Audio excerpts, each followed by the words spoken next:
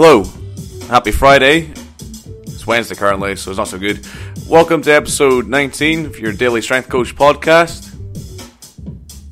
Muscular Imbalances, angry face. Hey, how's it going? Welcome to episode 19. As I mentioned before in the past couple of episodes, I'm hitting up a triple header here because I don't think I'm going to be able to get any done the rest of the week, so I'm going to make sure they're done and out. So, it's Friday. If you're listening to this, marvellous. Hope you enjoy your weekend. If you have the luck to do something you don't hate, then more power to you. For everyone else, you're going to be glad it's the weekend, I'm sure.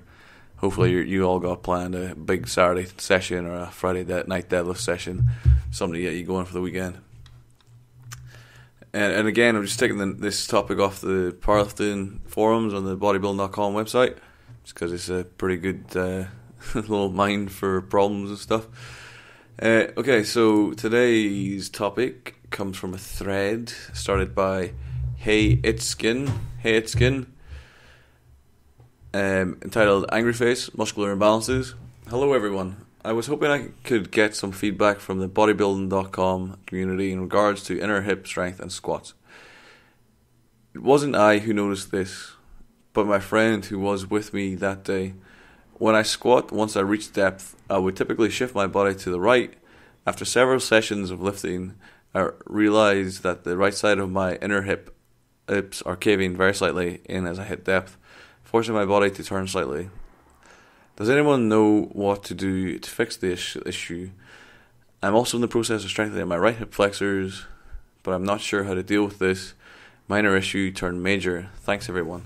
Well, first of all, it's not really a minor issue if you push off horribly on one side. There are several lifters who do this and have got fucking incredibly strong with it. I trained with a guy who made the Greek national weightlifting team who looked like a fucking Cheerio when he squatted, or a Spaghettio probably. He'd go down and his hips would just wobble about at the bottom, and he'd do all kinds of crazy stuff. Yeah, he managed to make the Greek national team in weightlifting. He snatched like 120 or 130, and clean and jerk like 150, 160 in the 69s. So he was a fairly strong guy.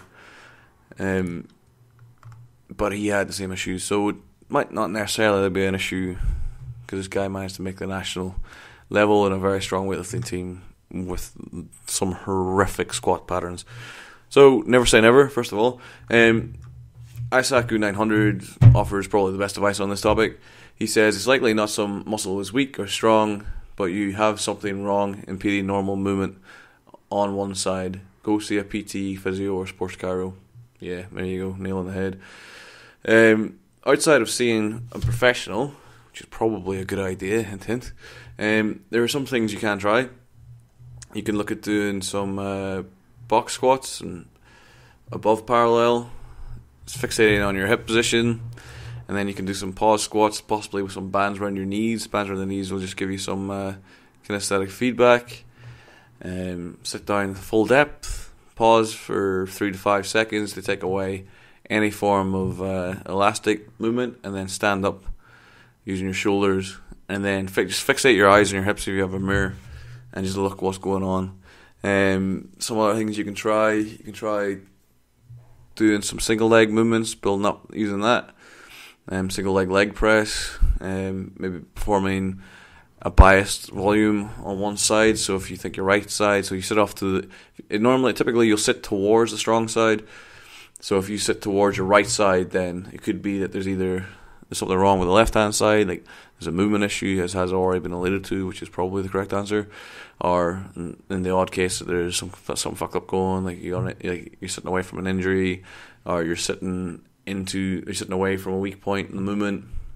And then you can maybe look at doing pistol squats, possibly on that side. Maybe look at a 70%, 30% split volume wise.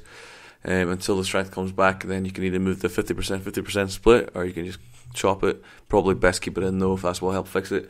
Single leg press is a great movement as well for this sort of thing. Single leg hip thrusts, single leg SLDL. Just throw the kitchen sink at it, single leg wise.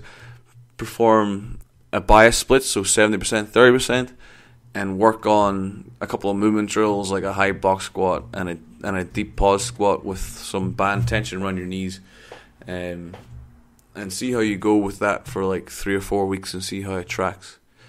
I'd be willing to bet that this is something you can maybe address without going to see a PT, unless they're very good. If you get someone that's very good, they'll probably hit the nail on the head straight away, and you can probably get a definitive answer for $40 or whatever the hell it costs. It's probably the one you want to go for.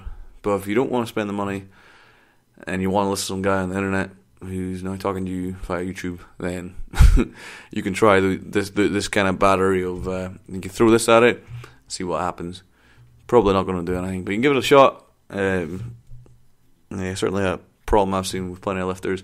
One thing that I've done with some lifters in the past is I just push them in the line, so they sit down, do a pause squat, and as they stand I just push them in, or I'll tell them to push. Like, you can even try something stupid. I don't know why I'm not mentioning this anymore. I haven't mentioned this yet, but you can even just try something stupid, like if you push towards your right hand side, so you're favouring your right hand side, press down with your left hand side more. That's simple.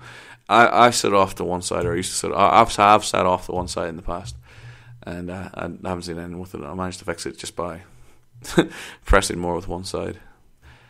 You know, people have different things. You can even try different stances. You can try one foot in front of the other one, the other foot in front of the other one slightly wider than the other. Just like fuck around with your stance and see if you can't get a foot position that lets you plumb down straight into the lift.